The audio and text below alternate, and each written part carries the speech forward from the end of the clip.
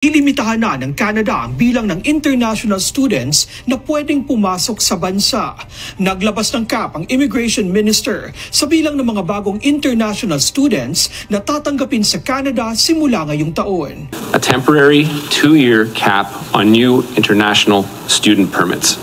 It is the latest in a series of measures to improve program integrity and set international students up for the success in order to maintain a sustainable level of temporary residence in Canada as well. Sa inilabas na mga big changes ng immigration patungkol sa study permit, marami ang nagulat at naghahanap pa ng mga kasagutan sa in-announce na overview ng mga big changes. Ngayon ang tanong ng iba, may pag-asa pa ba sa student pathway? Ang dami ng challenges sa pathway na ito. Nag-gather po ako ng mga information and somehow makatulong po sa inyong decision making. For today's video, pag-uusapan natin ang mga challenges sa student pathway with regard sa in-announce na mga big changes at ang mga posibleng gawin at mga dapat malaman para kahit papaano makatulong po sa pagde-decide ninyo. May mga iba na nagdesisyon na hindi natutuloy. Sa mga viewers po na into student pathway at gusto sanang mag-apply, please share your thoughts about your decision kung tutuloy ba kayo or hindi. At somehow, makatulong din po para sa iba.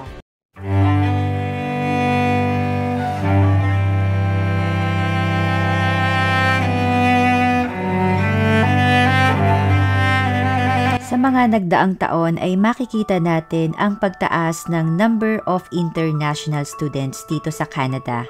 At ito nga lang pong pagtatapos ng taong 2023 ay umabot ng mahigit 1 milyon. And just to give you an overview, ano yung mga bansa na kadalasan nakakakuha ng student permit dito sa Canada. Ito ay base sa taong 2022. Wala pa po tayong data ng 2023.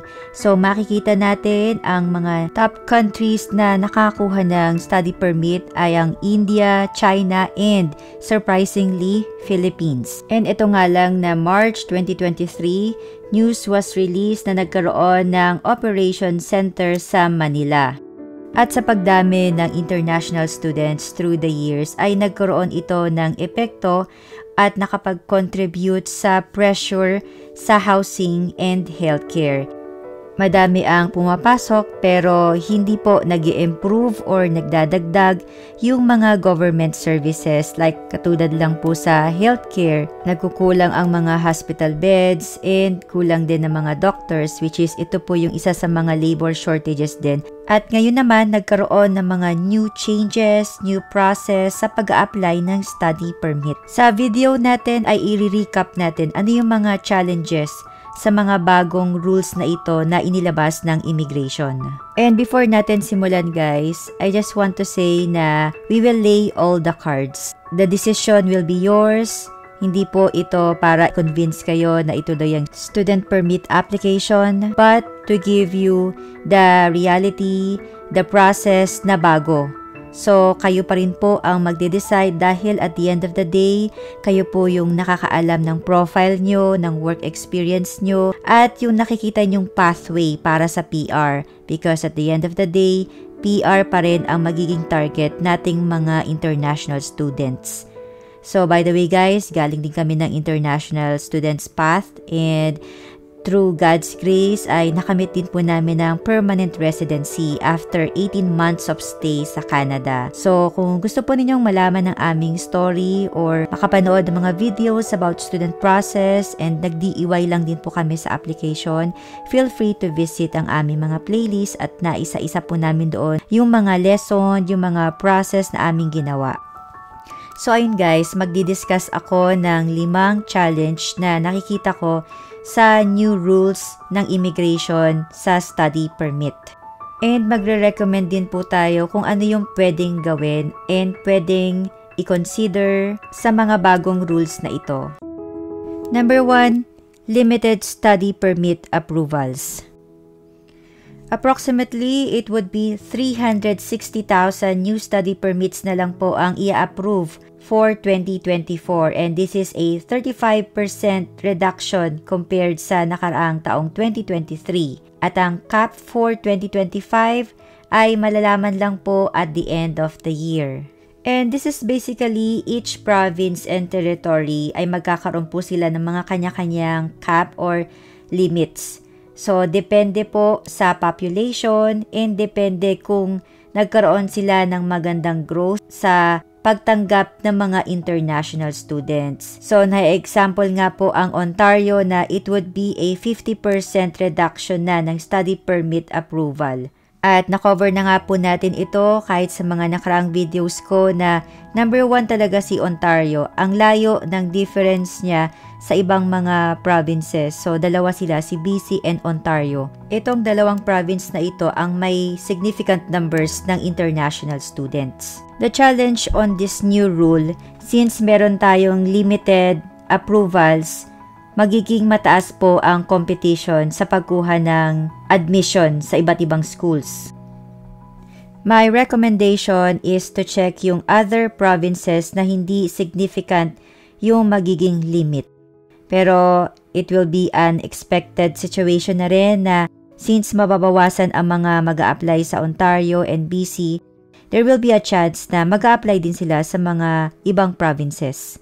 So, another option ko rin na pwedeng maibigay sa inyo, i-contact nyo na po kagad or i-email nyo na ang mga schools para sa target program ninyo. Alamin nyo kung saang available na intake ito, kung ito ay fall or September intake, winter intake or January, spring, or May intake.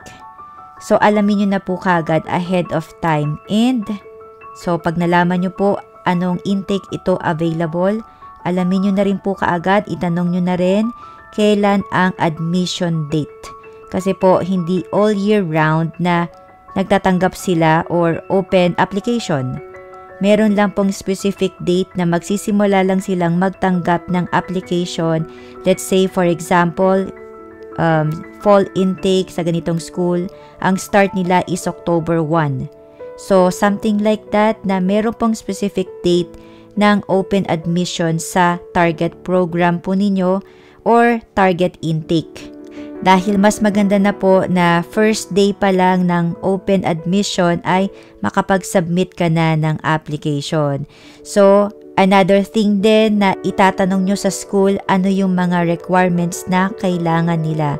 Dahil may mga times katulad ng mga TOR, may mga iba months or weeks pa bago mai-release sa mga college ng Pilipinas.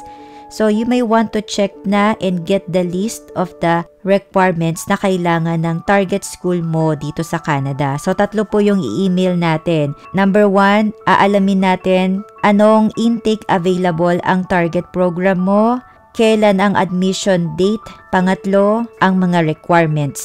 Para ahead of time, ma-ready po ninyo. Pagkadating ng first day admission ay ipapasa nyo na lang po. Next, number 2 challenge sa bagong rules ay meron ng bigger proof of funds. So that was January 1, 2024 na itinaas ang cost of living requirement for international students. From 10,000, ito ay naging 20,635 Canadian dollars, not including tuition fees. And you are required na makapag-present at least 1-year tuition fee and travel expenses. And my recommendation, lagi ko na rin pong nasasabi ang patungkol sa proof of funds na talagang kakailanganin nyo po talaga ito. Hindi siya show money na nakadisplay lang sa bank account. Talaga pong in reality ay gagastos po kayo pagdating pa lang po dito. And probably narinig na din ninyo ang news na tumaas na ang cost of living dito sa Canada and actually all over the world. So may mga nababasa na rin po ako sa comment section na kahit nga daw sa US or kahit sa Pilipinas ay mahal na rin ang bilihin. So same thing din po dito sa Canada na tumaas din ang cost of living. Pero guys, I just want to say na may mga provinces pa rin po na affordable katulad ng mga rent na okay pa naman, hindi naman siya talagang napakabigat sa bulsa. May mga city po dito na affordable pa rin. But then again, sa bawat city ay may mga pros and cons, kaya maganda po na maupuan din ninyo, pag-aralan nyo ang city na ito at mapag-aralan din ninyo ang PR opportunities. So ayun guys, proof of funds is highly needed sa panahon ngayon and it will contribute much to your success here in Canada. At lalo na po kung international students po tayo. Number 3 challenge ng new rules ay no more PGWP for private college licensed to deliver the curriculum associated with a public college. At napagdesisyon na lang ng immigration na tanggalan na lang ng PGWP eligibility ang mga private colleges na ito dahil sa hindi ito talagang namomonitor.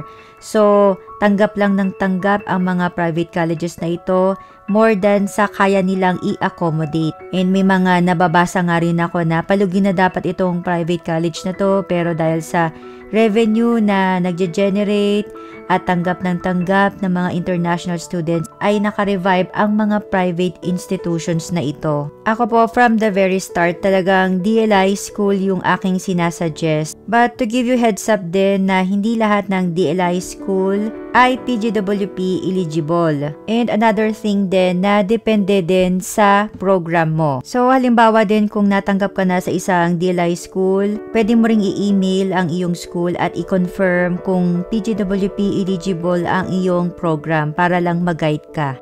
Next challenge number 4 sa bagong rules, no more OWP for diploma and undergrad cert students.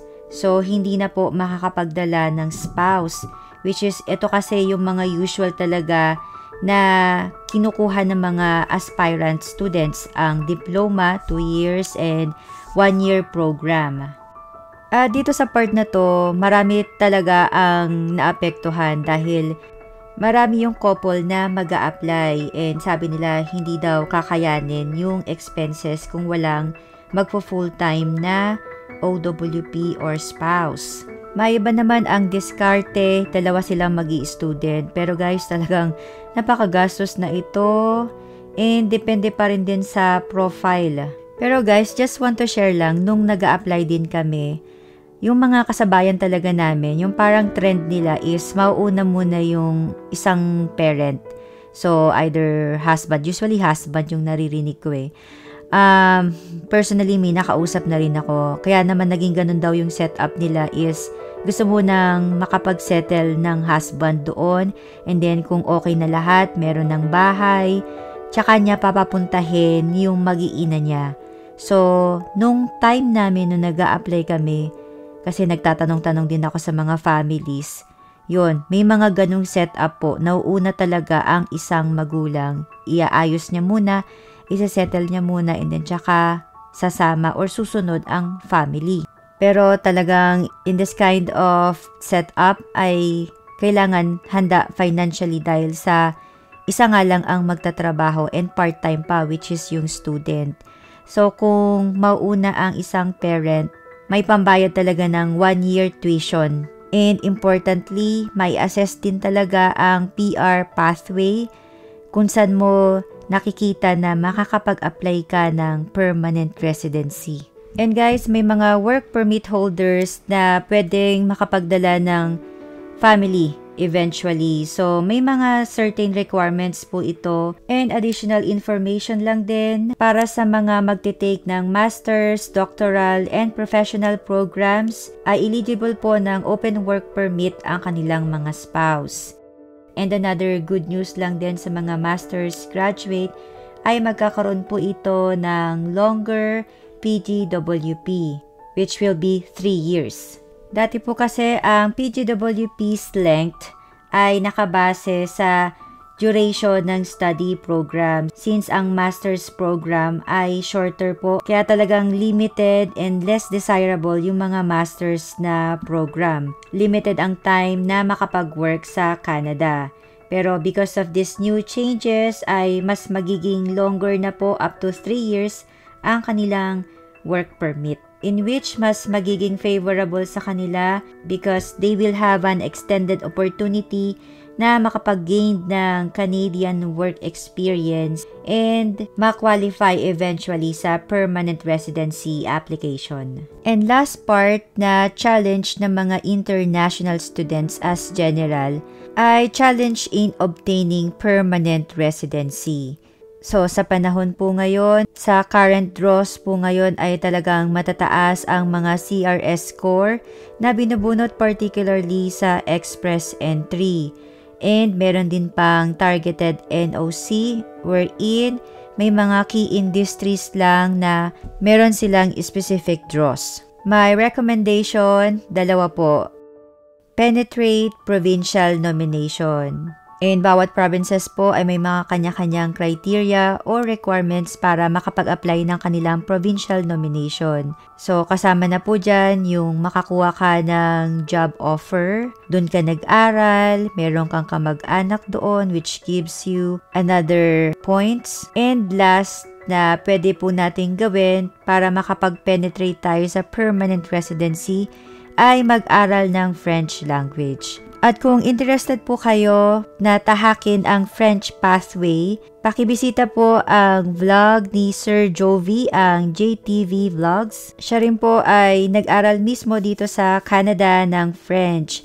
So kung gusto po ninyong malaman pa ang more details, more information, and even patungkol sa mga PR path ng French ay pakibisita po ang kanyang mga vlogs at currently ay may mga naka-upload po sa kanyang channel. So ayun guys, please share your thoughts kung kayo ba ay tutuloy sa pagiging student dito sa Canada. And I believe na maganda ring mabasa ng mga ibang aspirants. So ayun lang guys, hoping for the best. I hope na mapag-aralan po ninyo ang mga hakbang na gagawin ninyo. Thank you guys for watching this video. Take care. I'll see you again. Bye for now.